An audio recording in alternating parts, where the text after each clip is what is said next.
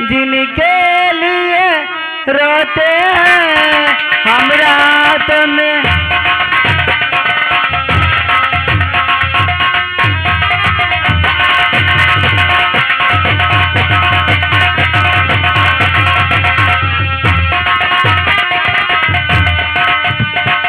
हम रात में उठ के, हम रात में उठ के जिनके लिए रोते हैं हम रात में उठ के जिनके लिए रोते हैं।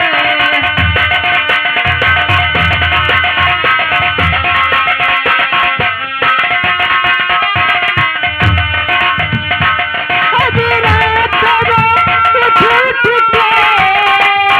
जिनके लिए रोते हैं वो अपनी मकान में, वो अपनी मकानों में आराम से सोते हैं।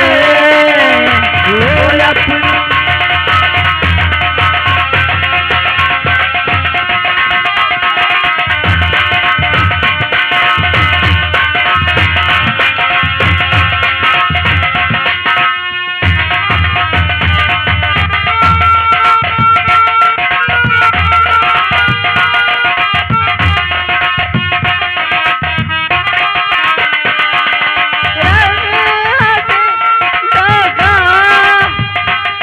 कुछ लोग तो बैठे हैं और मछलियाँ पसीने से, कुछ लोग भी बैठे हैं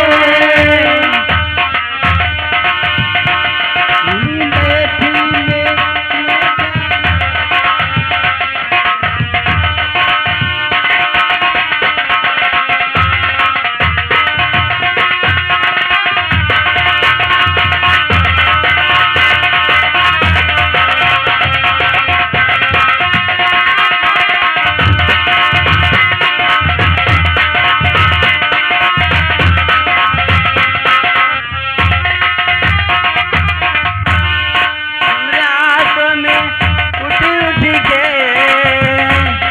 हम रात में उठ के जिनके लिए रोते हैं हम रात में उठ के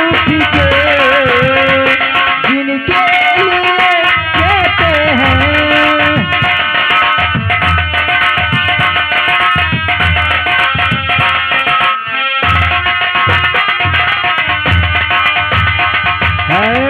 हेलो हेलो।